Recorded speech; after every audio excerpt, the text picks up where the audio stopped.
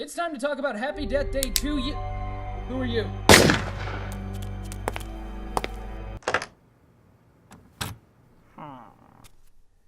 It's time to talk about Happy Death Day to You, directed by Christopher Landon and starring Jessica Rothe and a bunch of other people that I can't pronounce their names. I'm Brian Kyle McCord. Here we go.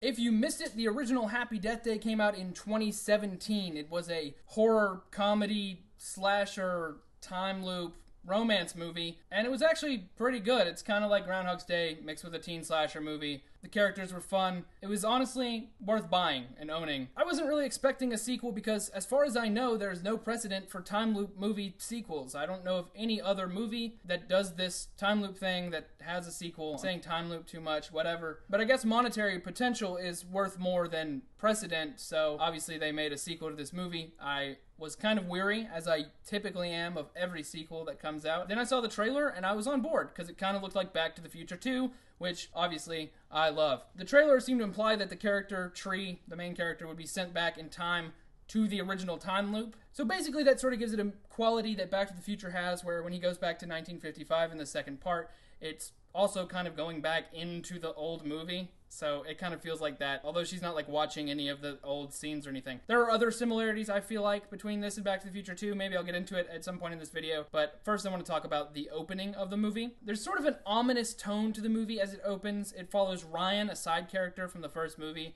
as he's going about his day, literally the next day after the first movie. So he wakes up in his car and he walks along the path and he's going to his big science project. He's made this huge, big science-y thing, and it's sucking so much power from the school that the dean has to shut it down. Ryan's sad, he's sitting on the couch, and someone sends him a text, lures him into another room, and then it's the baby mask killer, and they kill him. I don't know if it's called the baby mask killer. I'm sorry, I don't know all the terms in universe. I think that's what I'm going to call it from now on. He goes through it all again. He's starting to kind of feel like, I feel like I've done this before.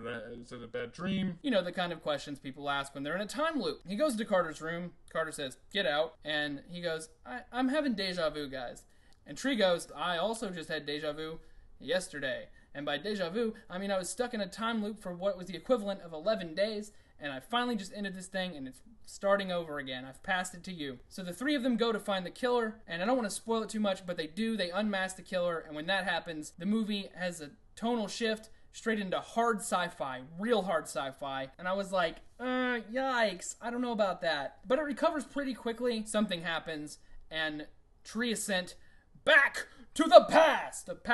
Back to the past. This is where we get into really hardcore Back to the Future territory. So in essence, it's kind of like the part in Back to the Future in 1955 where Marty is in the first movie, kind of. And it's also kind of like the part in Back to the Future 2 where Marty's in an alternate 1985 that's a festering hellhole. It's an alternate version of the first movie, and she's there in a time loop, but things are a little bit off. This helps keep the movie kind of rooted in the exact same world with nearly the exact same characters. Also keeps it really fresh, and it's probably the only way you could do a time loop movie. But of course they do have to explain it with this whole hardcore sci-fi thing. The rest of the film is about Tree trying to solve the new set of murder mysteries that are going on in this bizarro universe. Also her dealing with new changes to the world and how relationships work in this world and stuff like that, and trying to decide if she wants to stay in this dimension or go back to her own, and there's little things like that going on. The score is good.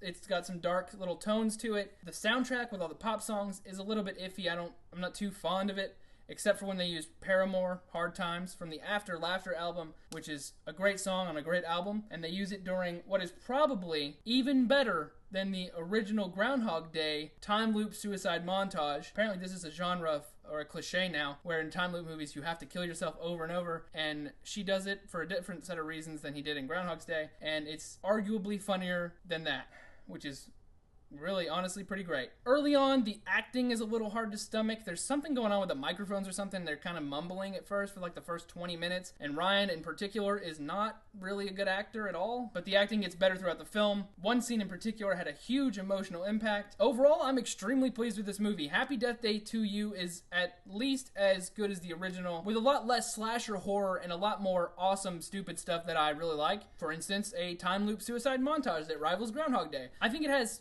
absolutely everything that a sequel to that original movie would need, and it's totally worth a rent, or if you enjoyed the first film a whole lot, I think it's worth buying. Tell me what you thought of both movies in the comments below, and tell me what movie you think I should review next. And of course, subscribe, because we're almost at 300 subscribers. I'm trying to get to 1,000 this year, and I'm really excited about 300. It's just around the corner. So if you would subscribe, that'd be great. I'm Brian Collincourt, and I'll see you guys next time. Bye, McCourtians.